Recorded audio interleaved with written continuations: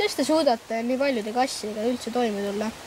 Ega see kerge ei ole, siin on ma juba oma sõpradest olen lahti saanud, üks soomlane oli käis mul siin kogu aeg ja selle peletas kõigele minema ja siis üks Tallinna mees, see pidas ikka rohkem vastu, aga lõpuks see tüdines ka ära ja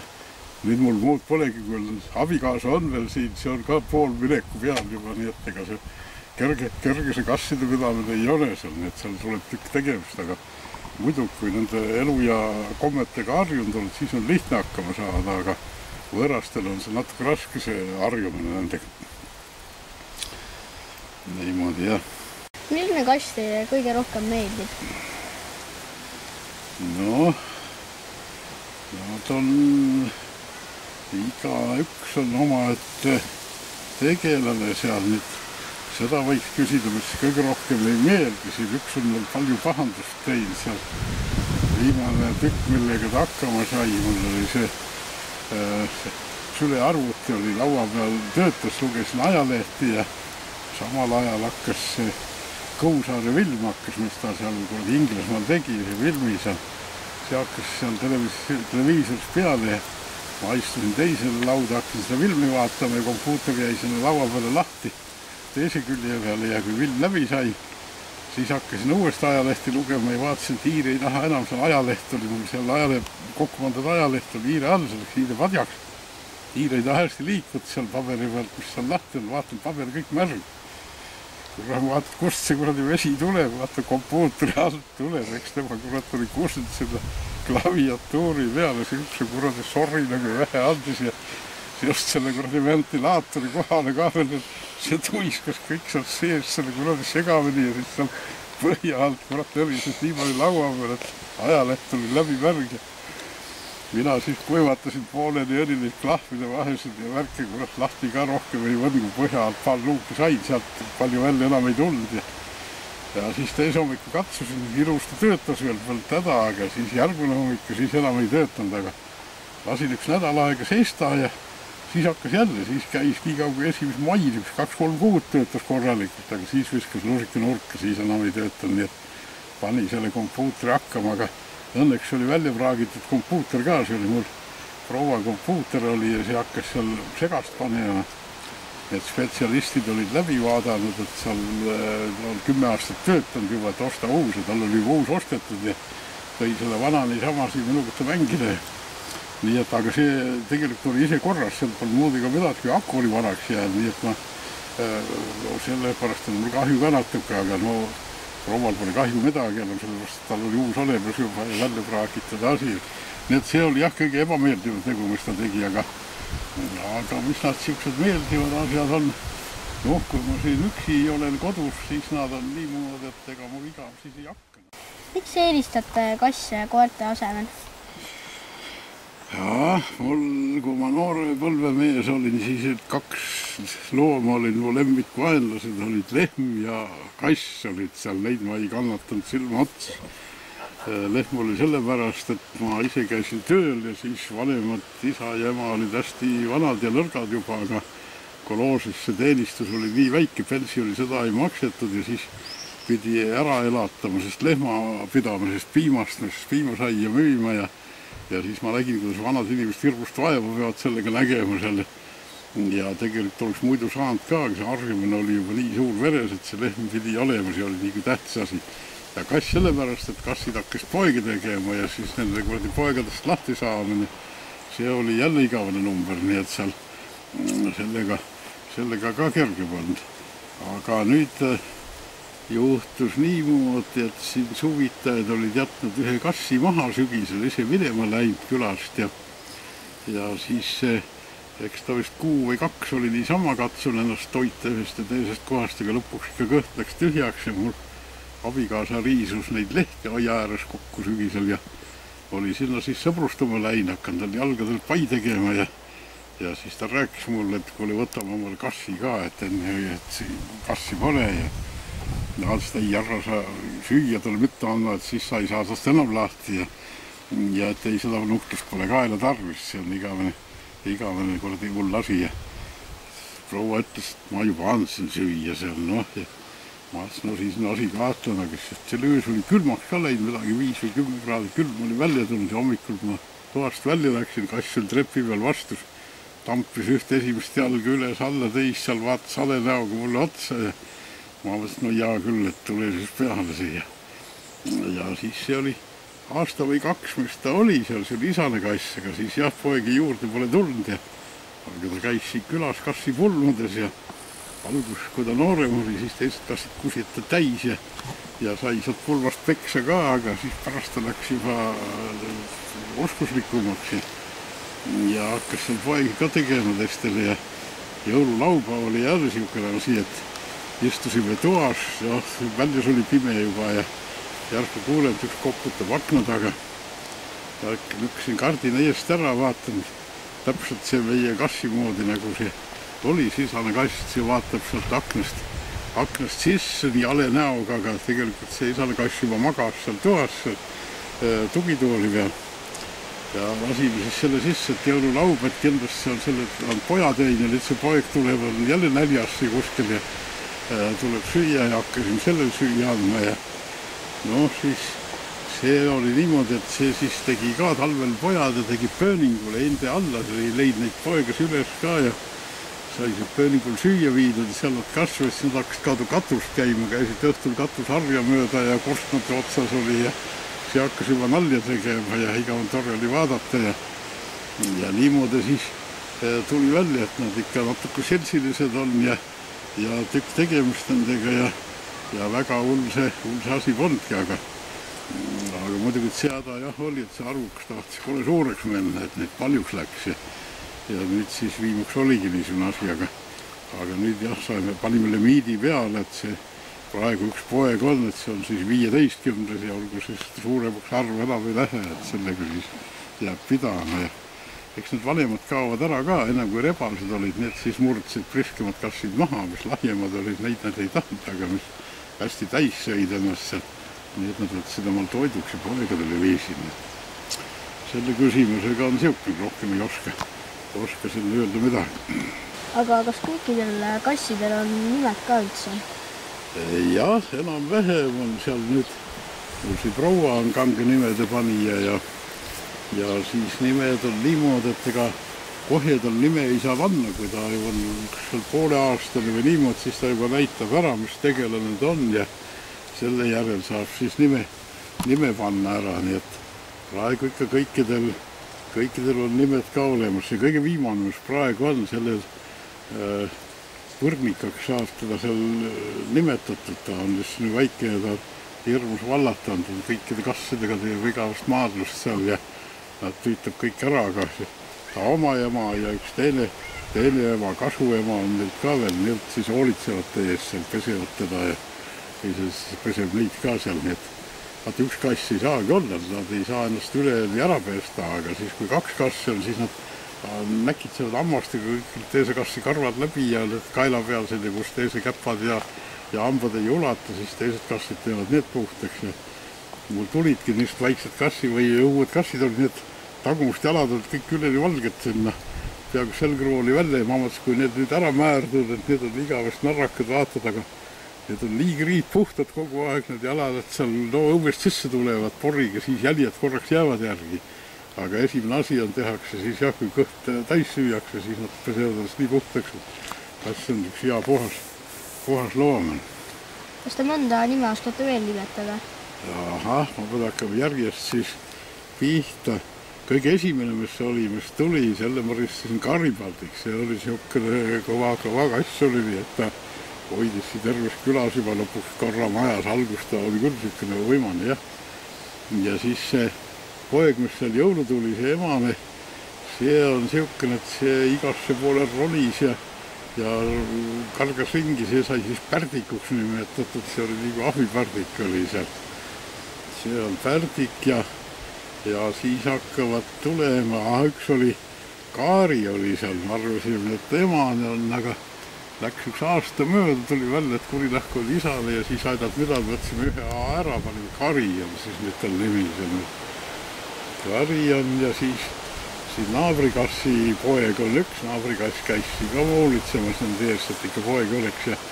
see naabrikassi nimi oli Ats ja see on siis täpselt selle koopia, nii et ei saa aru seal kumb on ja panime selle ka Atsiks, siis üks on naabri Ats ja teine on siis oma Ats. Ja siis on seal veel on need ühed jäid sellepärast, et olid niisugused siin 1 kilomeeter kaugemal oleks Metsavahi talu ja seal olid 2 niisugused karvased kassid igavest pika karvaga ja eks see oli siis ka siin pulmas käinud ja siis olid 2 kassipoega niisugust, et tagumine ots on kõik niisuguse pika karvaga, aga esimene ots on lühikese karvaga. Ja siis need kassid on ise väikest, aga sabad on igavesed laiad koha veel taga ja need on siis karvasabad, aga ühel oli siis ninaots valge, see on siis kriidinina ja teisel on ninaots must, see on siis tahmanina, nii et sellega saab need karvasabad jälle omavahel ära eraldada. Ja siis on 2 lühikest emast kassi, need on niisugused usinad ja hoolitsejad ka, seal üks on Minni ja teine on Manni, need on õed seal. Need käivad ka, see Manni tuligi teada andma, kui see delegatsioon siia tuli, Manni oli esimene kohe, kes jooksus mulle siia juurde. Ja siis, mis nad siin veel on, kui on siin, siin olid veel, aga need on jah, seal otsa juba saanud, seal üks oli triibu, oli selle nina peal, oli väike must triip oli, see oli vägev kass, see oli nii, et ta peksis külakassid minema ja siis koerade kaisaldil, nii et kui Reks vahel tuli, siis ta jookses siit põõsast välja kohe, kui tal pojad olid omal, see oli jumala kass oli. Muidu ta sai Reksiga hästi läbi ja kui tal pojad olid, siis ta jooksis kohe põõsast välja Reksile otsa ja Reksi minema siis aidalt midagi. Noh, olid siin jah, kui nad söömas käivad, siis saab vaadata, mis ükski nimega parajast on, aga praegu mul tule rohkem nimest meelde.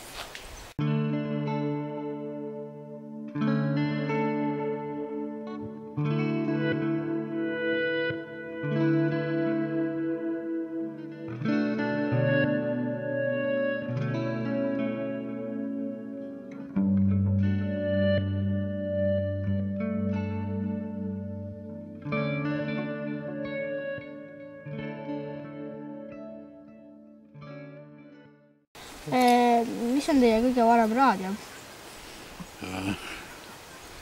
Raadioga oli sõja ajal oli siin jah. Ma käisin kuskil 4. klassis koolis seda aegu ja siis üks vana põllumajanduskalender oli, seal oli siis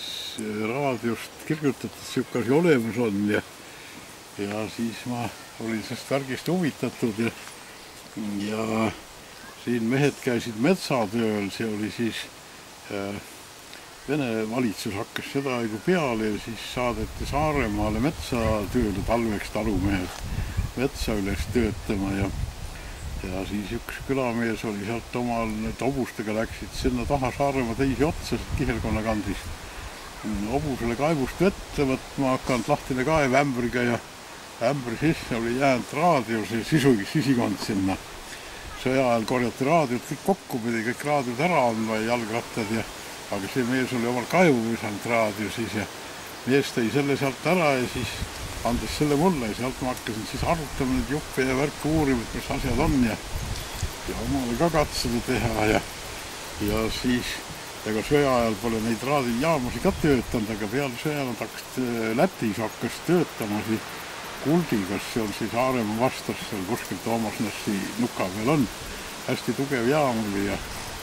Eestist vist talvis oli midagi, aga see oli nii nõrk, et seda ma siia ei kuulnud ja siis ma kergisin ise seal papi kastudest sai pooli alused tehtud ja siis oli üks sõjaväeosa oli siin venelastel, autod olid, üks poiss oli siuke väänikas, see oli seal ühe auto pealt külama ära varastanud ja siis selle traadi maha kerginud ja andis traadi mulle, ma kergisin sellest siis need poolid aga siis tuli see detektor tuli veel teha, millega siis see hääle sealt poolisest kuuldavaks sai teha. No seda kivi poolt kuskilt saada, aga siis seal kuskil oli mingi käsiraamatus ka tuli seal tina ja tsinki ja mis seal tuli kokku sulatada ja siis sai selle metallitüki kätte ja siis siukene vaskraadist nõela otsast tuli sinna kivi vastu panna ja teatud koha peal siis oli siukene koht, kus siis ta selle hääle kuuldavaks tegi. Seal oli igavene torkimine ja otsimine ja viivikus oligi siin just parasti seatapmine oli käsil siin ja siis ma väike poiss on küll, aga ma olin ikka abiks seal sea karva võtmas ka ja karva võtmise vett tehti plita peal soojaks ja ma siis seal panin puid alla ja jälle torkisin selle detektoriga seal ja järsku tuli see Riia raadiojaama signaal tuli kuuldavaks sealt seest. Ja et see oli esimene asi, siis sai ka kuulda, et siuke asi olemas on ja siis sai raadiolambi juba muretseda, ema käis seal Tallinnas turul jahu müümas, sõja ajal polnud raha kuskilt saada ja linnainimestel polnud jälle toitu ja siis siit maalt jahvatati vilijahuks ja viidi Tallinnas maha, sealt sai raha ja siis oli kallis küll see lamp sealt kuskilt raadiotöökoja mehe käest oli siis selle ostnud tõi lambi ja no sellega sai päris tugevad häält kuulda, seal nüüd juba valju häälde seest hakkas kostma ja siis ta võttis üks moment kaasa ka, kui ta sinna läks, viis selle sama mehe juurde, seal kuskil Viru tänaval oli mingi raadiotöökoda oli ja see mees siis seletas ja näitas ja siis ma ka seal oli ja see oli sõjajärgne aeg, seal inimesed kadusid kogu aeg ära seal linnast üks ja teine ja siis öeldi, et seal seebivabrik, et keedetakse seebiks inimesi seal ja ema siis tuli ka otsima ja nüüd polnud ju päeva läbi kadunud olnud seal kurlav seal tagatoas kuskil oli ta oli ka mõtelnud ja nüüd ikka poiss juba seebiks keedetud on aga siis leidis need sealt üles ja sealt sai siis seal jälle järge kätte ja siis oli nii, et kui 7 klassi läbi oli, siis sai 7 klassi haridusega sai sinna tehnikumi sisse minna õppimisele asja raadiovärki ja läksin sinna ja siis hakkas juba see midagi, seda ka, et said aru ise ka, mis sa teed, nüüd enne käis kõik siuke kobine ja kobamise peale veel. Niimoodi hakkas pihta. Kui vana teie see esimene raadio on üldse? See võis olla siis, kui vana see 4. klassi poiss on, see on siis 7 aastat mündi kooli. 11 ja nüüd 80-st võtta 10 maha, sest ja kuskil 70 aastas ringis on aega on vahepeal läinud küll, et pole see ütelda midagi. Ma olengi liiga kauaks siia kõlkuma jäänud juba siia vaata, et kõik sai nüüd läks neid kultuuritegelasi üks ports üksteise järel, kõik minu vanused võtsid kätte ja laulupäeval surid maha, nii et puist olid nooremad, mõni oli aasta vanem ka. Aga siis jah, see esimest raadiost, ega jah, sest järgi ei ole, sest see ehitus käis kogu aeg niimoodi, et sai ikka juurde ehitatud ja siis olid ka, aga jah, need ikka läksid jälle laiali, neid osasid sai tarvitatud teiste asjade juures ja seda on nagu seda, et see laud on küll kuskil alles, ma tegin siia raadiolaua, siis seda pidid patareid olema, patareid olid ja ega patareisid polnud ka saada, siis see patareid oli niimoodi teha, et vanastel jäädikapudelid, niisugused väiksed, need sai võetud siis kaelad ära, sealt sai sellised klaaspurgid ja siis oli veel Eesti ajast sealt järgi jäänud neid vanu taskulamba patareisid, neid korjati kokku ja nendest tsink sulas sealt ümbert ära kadus, kui nad tühjaks said, aga see seemne sööpulk ja see värk jäi alles ja siis need sööpulgad ja ümber need kokku korjatud, sinna klaaspurkidesse pandud ja apteegist sai siis seda vedelikku, sest salmijaak või sellest tuli siis vees ära lahutada ja siis see vedelik sinna peale panna. Ja siis neid purke pidi seal 1,5 volti sai iga purgi pealt ja seal läks üks 60 volti läks seda pinget tarvis, nii et see 60 poolteismega ära jagada, neid purke oli päris palju seal mängus ja siis lampidel läks kütte sai akude pealt, sain tuulegeneraatori tegin, nii et tuulest sai siis seda voolu, et sai akusid laadida ja siis sai valguse ka maja, see sai selle elektripirnid olid, seda aega olid auto ja mootorrattapirnid olid 6-voltised olid ja need olid siis laes ja siis sai selle elektrivalguse ja raadiot toita ja seda aega tuli veel on see koorelahutaja, enne hommikul kui kooli läksid, enne pidid piima läbi ajama seal, et see piim lüpseti, see oli soojaga ja õhtune lüps, see tehti plita peal soojaks ja siis oli niisugune suur kauss ja see suur trumliga vändast aeti ringi. See oli seal, see oli siis koolipoiss pidi jälle, kui ta kooli läks, siis selle läbi väntama, selle piima sealt seest. Aga ma tegin siis niimoodi, et panin selle vända asemel suure ratta tegin puust ja siis just autotülamust, see oli mootoriks seal pingi küljes ja akud ajasid siis seda autotülamust ringi ja siis ma sain ise nii kaua seal oma ettevalmistust teha kooli minekuks, pole oma tarvis vändata olnud, seda sai üks veerand tundi või pool tundi sai aega võita sellega. Ja siis see või tuli ka kodus teha jälle valmis, siis võimasin käis selle sama mootori pealt, see oli selle sama pingi teise otsa peal oli, nii et siis see väntas jälle võid teha, siis sai elektriga juba hakata üht-teist ära tegema.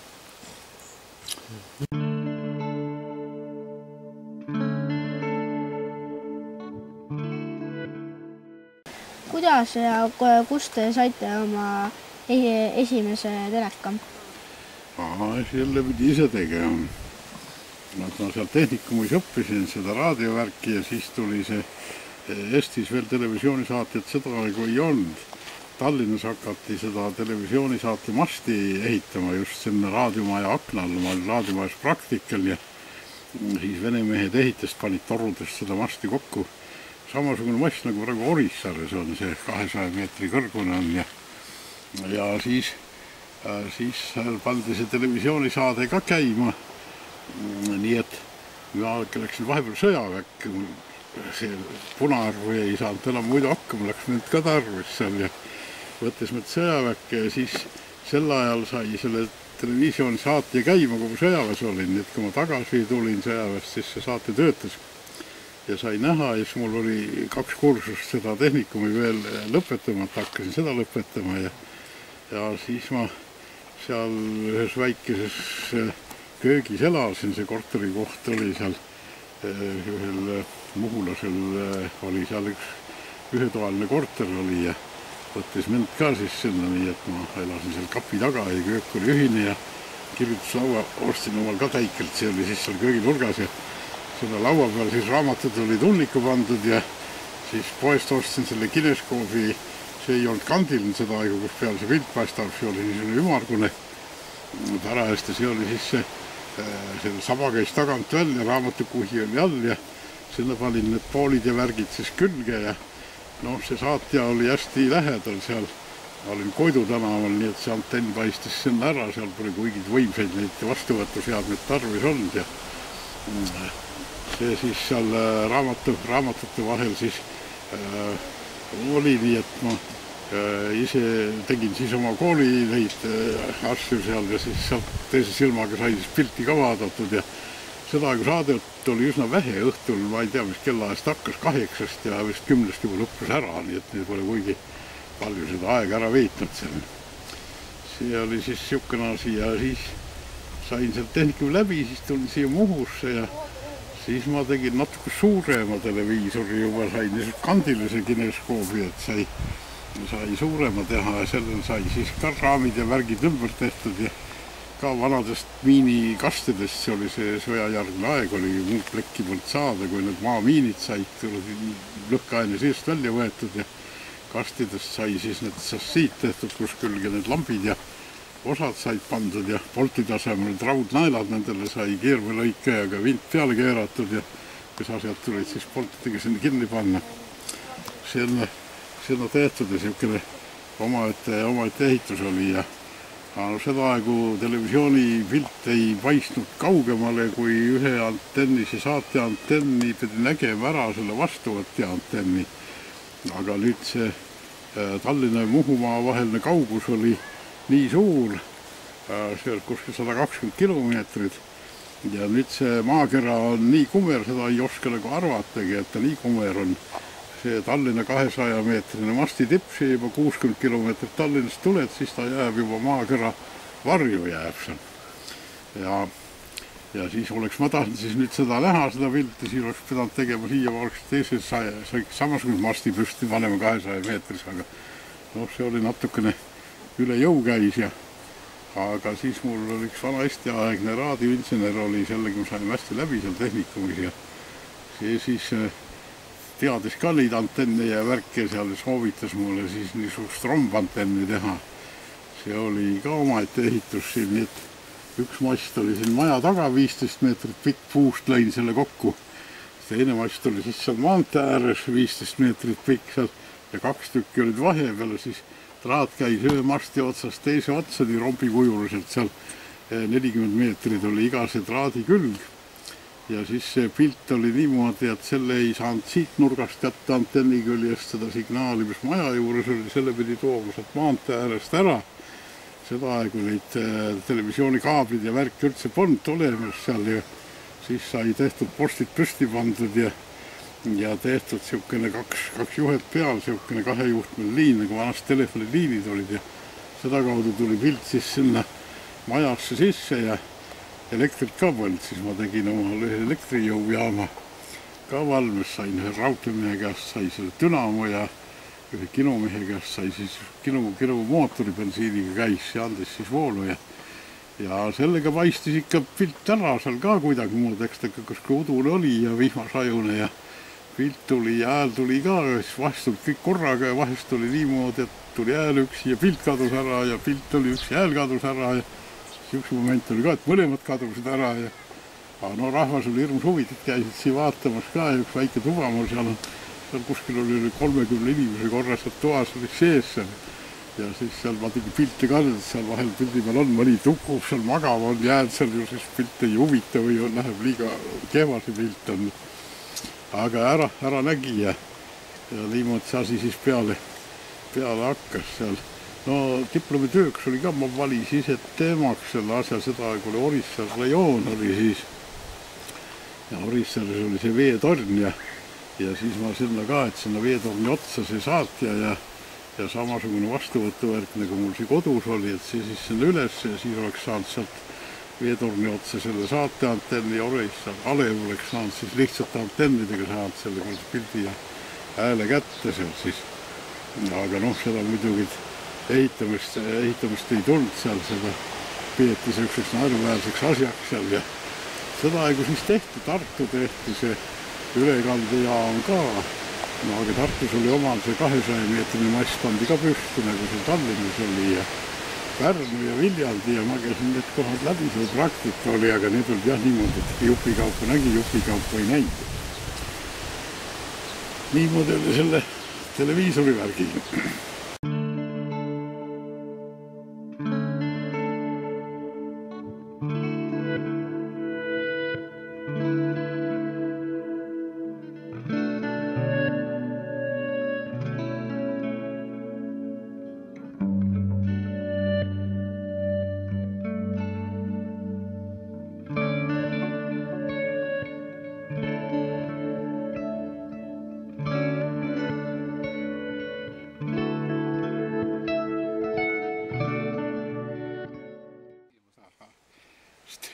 Oli, ma õppisin tehnikumis, oli Tallinnas on see Politehnikum ja seal on siis raadioeriala oli ja no see oli kõige need raadiosaatejaamad, mis seal ennem olid, need ei võimaldanud stereosaateid üle anda ja siis need muud seadmed ka olid, need grammofonid olid need suurte vinüülplaatidega. Nendel seda võimalust seal alguses ei olnud, lõpus siis tuli sinna peale ja kõige lõpuks oli siis see magnetofonid olid seal, hakati salvestama ja siis oli üks Tallinnas oli insener tehniline teaduslik ühing, oli Popovi nimel, Popov oli see venelaste raadioleiutaja, seal olid siis kõik need Eesti raadioinsenerid seal ühingus koos ja siis need Tallinna Politehnikalise instituudi need professorid olid ja raadiotehase omad ja siis oli raadiomaja, mehed olid saanud Leningradis selle stereolindi saanud ja siis oli üks siuke stereomagnetofon ka, millega sai seda linti maha mängida ja siis seal Tõlismäel oli üks siuke kooskäimise koht, suur saal oli, pandi siis need valjuhääldajad üles ja mängisid neid linte maha seal ja mul vist oli tehnikum läbi juba siis ma olin juba siin maamees ja ja siis kõik kiitsid seda, et noh, on ikka vägev hääl ja on ikka tore ja üks hea asi igatpidi ja mina ei saanud mitte midagi aru, et see teistmoodi oleks, kui see monuvärk on ja ma ütlesin, et ei, mina oma maamehe mõistusega saa siit aru midagi, et sa siit targem oleks. Läks mõni kuu mööda ja siis tuligi välja, et sul harilik lint oli olnud polnudki üldse stereolint, mis seal kuradi lasti maha ja aga need targad mehed ja need tahtsid sul ilmselt tähtsad olla ja kiitsid ta ülalt maha, mis ta on. No pärast siis juba hakkas jah, seal see asi arenema seal, kui need uued televisioonisaatjad käima pandi, seal veel häälele suurt rõhku ei pandud, aga kui need ringhäälingu saated sinna nende sagedusmoduleeritud saadestega hakkasid tööle, seal sai juba siis helikvaliteeti parandada ja need sai siis stereosaateid ka nendega tegema hakata ja siis ma ikka omale ka need stereovõimendajad siin vaatasin ja palju hääldajad seadsin parajate kohtade peale ja aga noh, ega sellest päris niisugust saali efekti ikka ei saa kätte, nagu et istud saalis ja kuulad seda orkestrit seal ja kindlasti silmadega ütled ära, et vaat see pill on siin küll ja seal. Seda saab küll aru, et näed, see viiulmees mängib sealpool küljes ja see bass laulab seal meeskooris seal teise koha peal lükkis seal. Aga et siis nüüd seda täitefekt, siis pandi veel kvadro pandi veel 2 valjuhääldajad juurde, et 4 kohast seal tulevad. Seda kirjumaks see pilt läks nüüd teisalt. Sealt suurt head nahka ei tulnud. Nii oli sellega, jah. Aga aitäh teile intervjuu eest. Tervita isa ka ja tule ka nii tubli mees nagu isa on, hakkas tegusid järgi tegema. Sul on veel üks vana isa seal elab seal Orissares Kauvertusti. Temaga koos me töötasime, nii et ta on jah minust juppad vanem veel, et ma olin noor poiss, kui ma tööle läksin, siis Pavel oli juba vana mees. Tervita vana Pavelit ka veel, kui ta mäletab mõndsa. No, tore.